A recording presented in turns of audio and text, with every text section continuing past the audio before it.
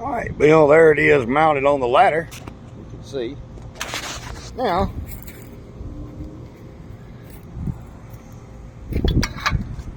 let's see if we can push it out away from the building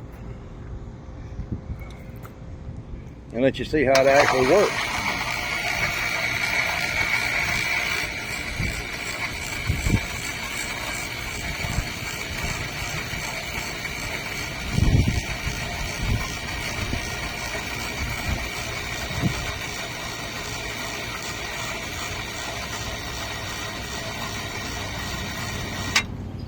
Well, all right.